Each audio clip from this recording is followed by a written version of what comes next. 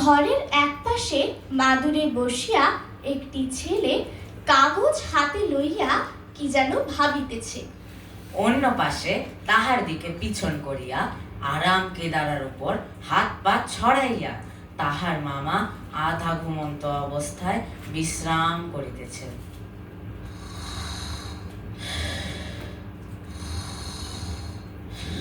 মামা! কিরে? ও মামা! আরে হলো কি? মামা গো!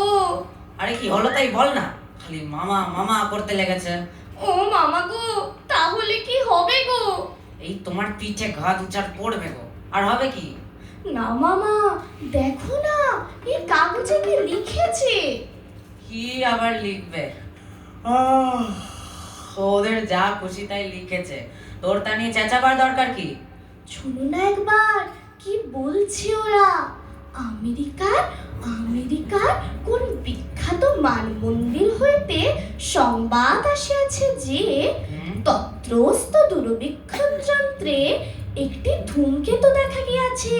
আচ্ছা, জ্যোতির্বিদ পণ্ডিতেরা গণনা করিয়া বলিয়াছেন যে আগামী জুন মাসে এই ধূমকেতু পৃথিবীর নিকটবর্তী হইবে এবং তখন পৃথিবীর সহিত তাহার সংঘর্ষ হইবে। হবে তো হবে, তাতে চেঁচাবার কি হয়েছে? যদি ধূমকেতুর সঙ্গে ধাক্কা লাগে আর পৃথিবী চুরমার হয়ে ভেঙে যায়, তাহলে তো যা কাঁচের পুতুল কি না অমনি চুরমার হয়ে ভেঙে যাবে। যদি ধূমকেতুটা ধুম করে আমাদের বাড়ির উপর এসে পড়ে, কিংবা ভূমিকম্প হয়, কিংবা বাড়িতে আগুন লেগে যায়, কিংবা পরেশনাথের পাহাড় তোর মাথায় এসে পড়ে, কিংবা তোর মগজের গোবর গুলো শুকিয়ে ঘুঁটে হয়ে যায়, তা কখন কি হয় কিছু তো বলা যায় না। এই তো গোবিন্দরও তো মামা ছিল, সেই মামা তো গত বছর সর্দি গরমি হয়ে মরে গেল। মরেছে তো আপদ গেছে, তাতে হয়েছে কি? না, তাই বলছিল, সেদিনও তো আমাদের জিমন্যাস্টিক মাস্টার পিলে হয়ে মরে গেল।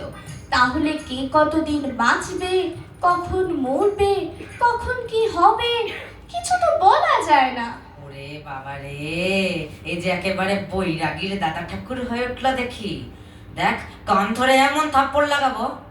বা, ব্রজলালের বাবা যদি 1 মাস আগে মরে যেত, তাহলে সে কি সেদিন ব্রজলালকে এমন চমৎকার সুন্দর প্রাইজ দিতে পারত? তুই কি বলতে চাস বল দেখি। তুমি যে বলেছিলে আমাকে প্রাইজ দেবে, কই দিচ্ছ না তো। শেষটাই যদি